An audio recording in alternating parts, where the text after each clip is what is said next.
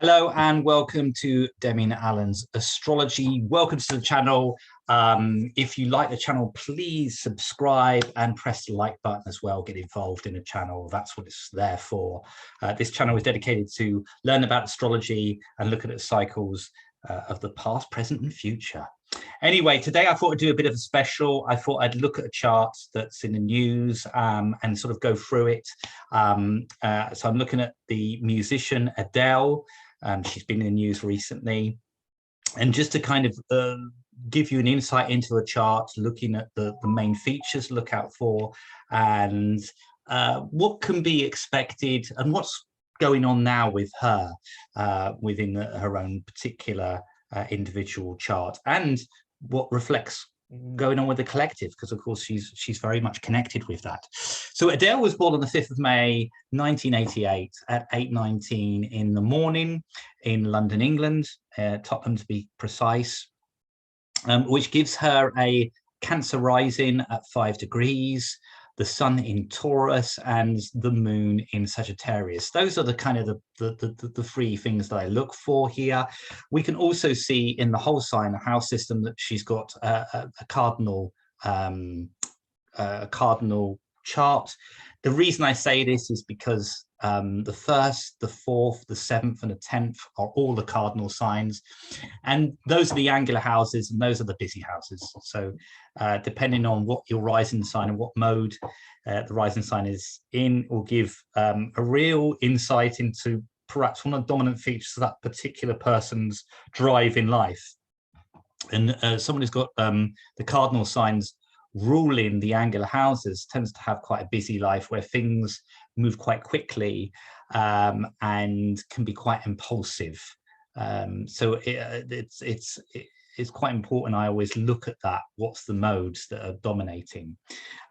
So we've got a Cancer rising chart, which means that the moon is the ruler of the chart, and in her chart,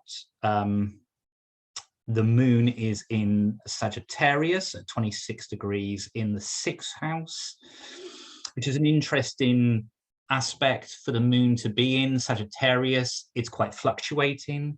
The individuals with this combination seek a vision that's quite important. It also makes a very strong opposition with her Venus and the asteroid Chiron here. So that moon's always needs some form of nurturing, to be nurtured or to nurture other people. And the opposition between Venus and the moon could be, how can I describe it?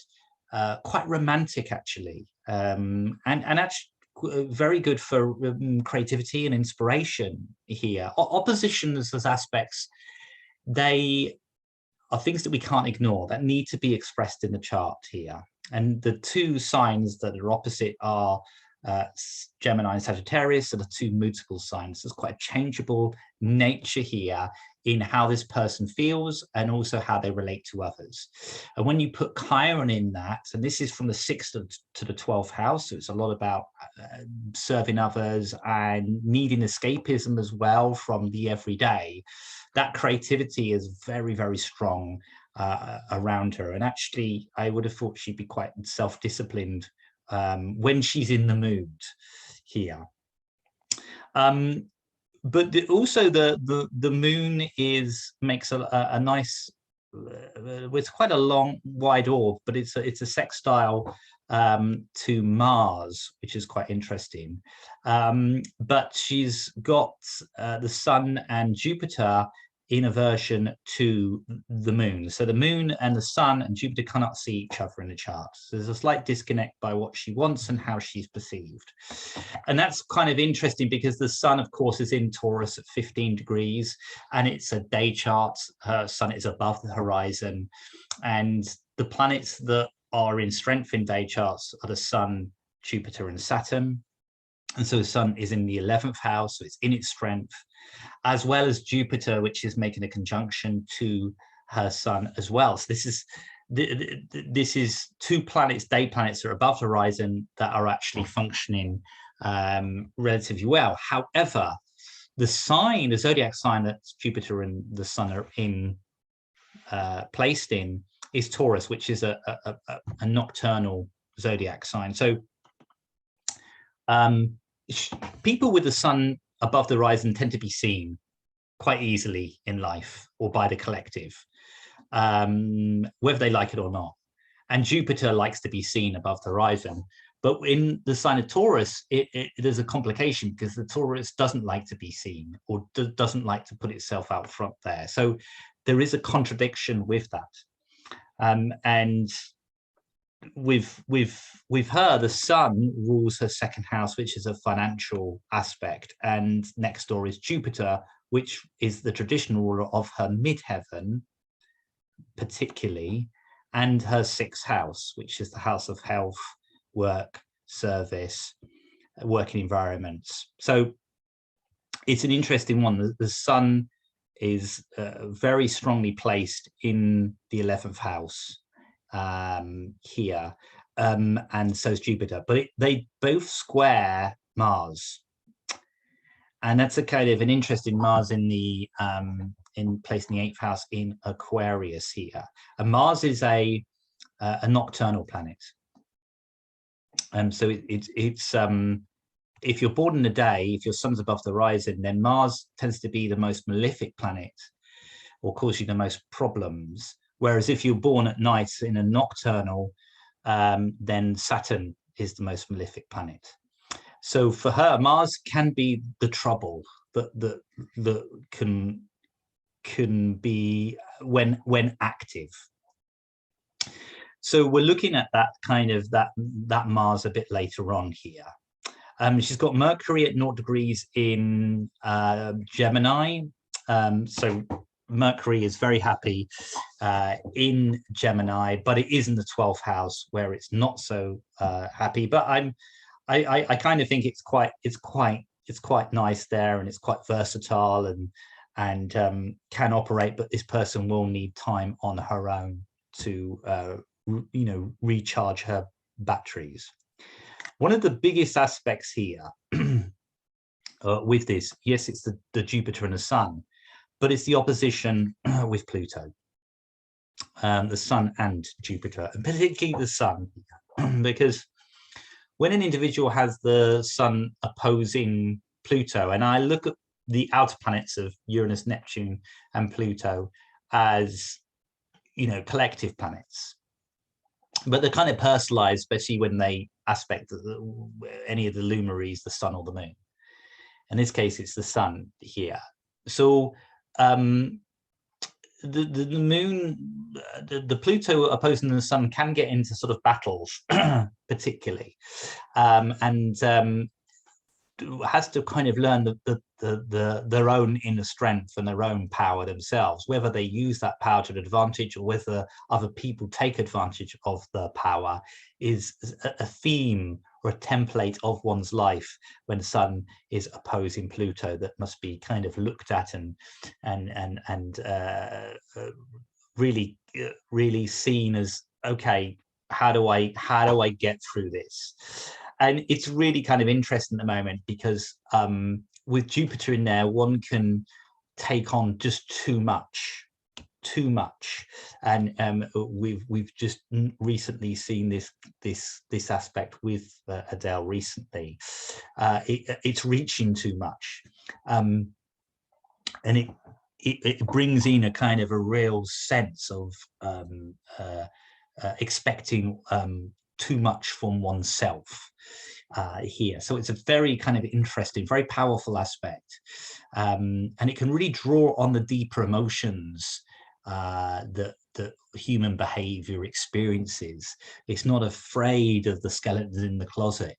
It wants to shed a light on them, with Pluto opposing the Sun here and Jupiter. And Jupiter is the ruler of her midheaven, which is at 0 degrees in Pisces. It's really kind of significant here when looking at life path or one's how the public image of somebody, and somebody with a Pisces midheaven is always going to have a career or be seen in a creative fashion a lot of the time. Sometimes it can be other stuff that comes in, other sort of what we'd say Pisces occupations, but it tends to be slightly otherworldly.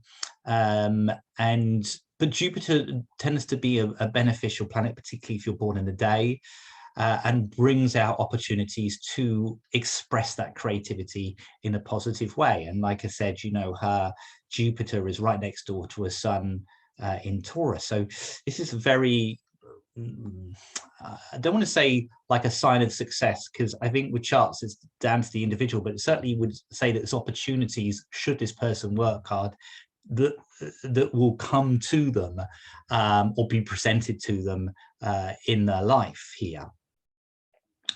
But then that will set off the opposition with Pluto when opportunities do come for her throughout her life here. And it's kind of interesting because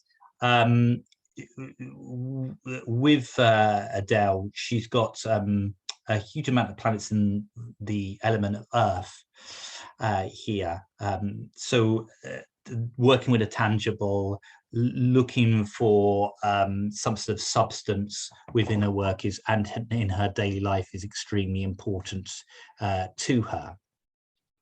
And I think that the moon's nodes as well, her north node is in Pisces at 21 degrees, and her south node is in Virgo at 21 degrees, and the two houses are the 3rd and the 9th house.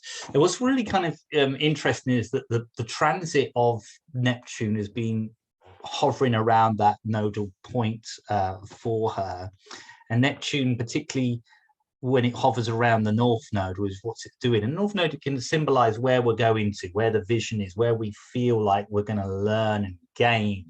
And with Neptune there, which can be a little bit nebulous, and a little bit, the direction is not as clear as it would be. I use the analogy of you're on a boat, you know, and you're the captain of the ship, but you can't see where you're going because it's just fog all around. So you have to close your eyes and trust in your intuition that, you know, you're guiding the ship in the right direction. It's a bit like that with the Neptune going over the north node for her of recent, and she's coming out of that particular stage. It's coming out, but that for the last couple of years, that's been making that conjunction with a north node. And of course, what we tend to do with the nodes is, in the south node is the default aspect, where we kind of go when we feel a bit kind of like we're not sure, we feel a bit insecure, we don't feel like we're on secure footing. We tend to go into our set default pattern, which tends to be dictated by our south node, which in her case is 21 degrees in Virgo here in the 3rd house, which can be very over analytical to a degree that we think and think and think without doing anything about it, you know, whereas the north node is in the Pisces, which is all about the bigger picture and you know, creating that bridge between one world and another, which, you know, if you're a musician, that's what you kind of do, don't you? You create this bridge, you know, transporting other people to you know, new lands emotionally, psychologically, by listening to the music. That's the point. You know, the Pisces are the gatekeepers. You know, whatever they do in their life, that's the sort of job, whether it's creatively or spiritually, or charity, on a charitable section, yeah, as well. So she's got that that's taken place. She's got a heavy stellium planets in Capricorn, and of course that generation, one of the late 80s, with the conjunction between Saturn and Neptune, and Uranus has just crept in there in the 7th house. So a 7th house, and the 7th house is about other people. It's the house that other people come into one's life, and so there's quite a lot of busyness there here, and the ruler of that house is Saturn, which is retrograde and placed in the 7th house here as well. So there's quite a lot going on, and at the age of 29 until the end of 2020 would have seen a Saturn return. For me, as a Saturn return starts when the planet Saturn, by transit, goes into the zodiac sign of where your Saturn natally was. So in her case, it's Capricorn. So she had a 2.5-year period of the Saturn return. And now Saturn has gone into Aquarius for 2021. And it's going to run there for this year, 2022. So there's a lot going on in that 7th house here. But the interesting thing is Profections, annual Profections, and so at this particular point, she's 33 years old. So she's in a 10th house profected year, and the 10th house profected year is really about career, public image, working hard, dealing with authority figures. It's all career related here. And so this would have run from her last birthday in May the 5th, 2021, and will run till May the 5th, 2022. And the ruler of her 10th house is Mars, because Aries is there. And we go back to Mars and we see that it's in Aquarius here, and it squares the Jupiter and the Sun. Now that's quite an interesting thing, because obviously in the last year she's brought out a new album here as well, and so there is a kind of an interest in that, and in that, because when Mars squaring the Sun and Jupiter, squares bring action. They bring a kind of a sense of got to do something about this. But as I said, when you're born in the day, Mars can give you some difficulty. It can be quite difficult for you. So what I'm going to do is just put in the transits here, because recently Mars has just gone into her 7th house, into Capricorn, which, you know, Mars is exalted in Capricorn, but it's not so good in the 7th house here. But over the last you know, last 6-7 weeks, the Mars has been in her 6th house in Sagittarius, and recently we saw that she had to cancel some shows, and she was did this on social media. And this is, at that time, Mars was making a conjunction to her moon, which is in Sagittarius, which is the ruler of the 1st house, which is the 1st house is all about you and how you present yourself to the world and how the world views you. It's the lens that the rest of the other 11 houses sort of filter through to access you and access the world. And as I said, Mars, when Mars making a conjunction to the moon, could be quite volatile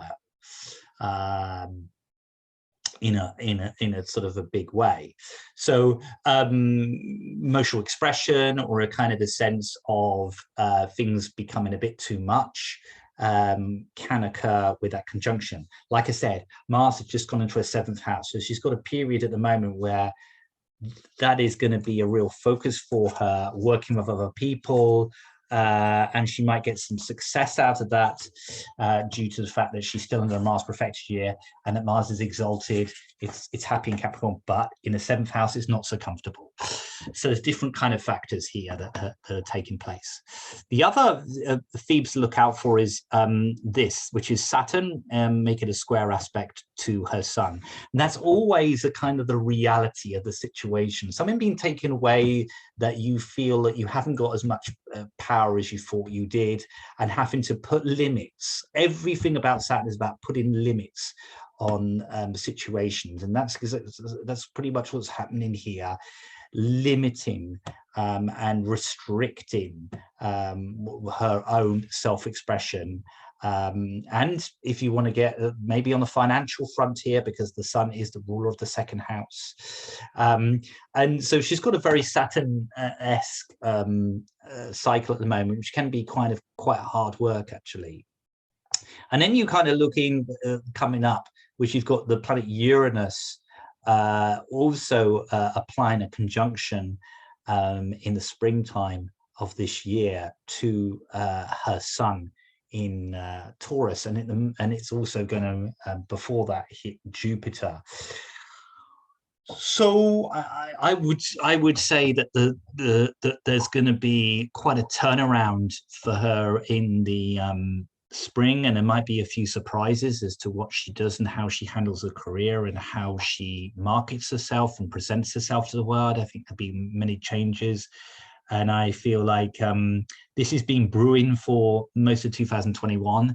Although Uranus hasn't made an exact conjunction, it's certainly been hovering around at 14 degrees. So it's only 1 degree away from the sun.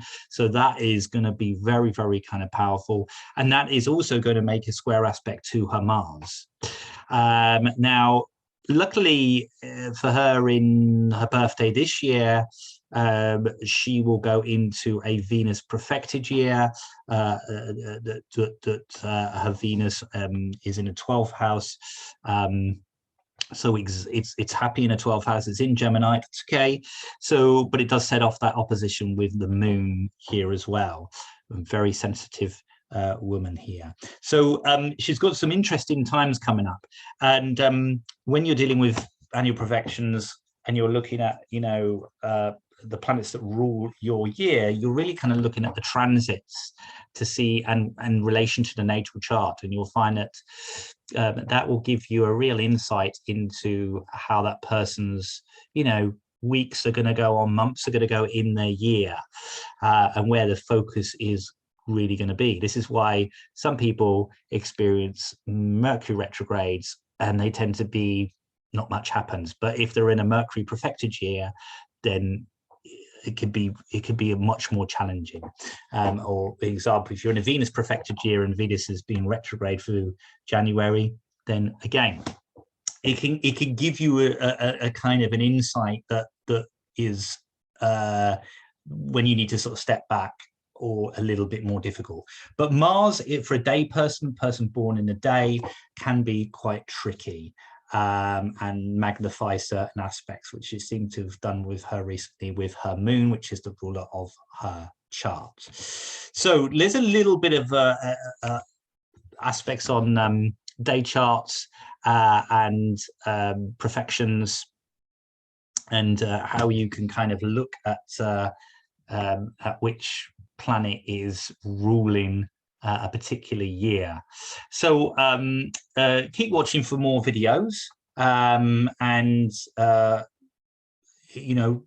basically do your investigate your own charts and find out where your profected year is. And I'll do another video coming up shortly on how to decipher your annual profections and your planet that rules your year. But thank you very much for watching. Like I said, please subscribe to the channel and press the like button, and I'll see you all very soon.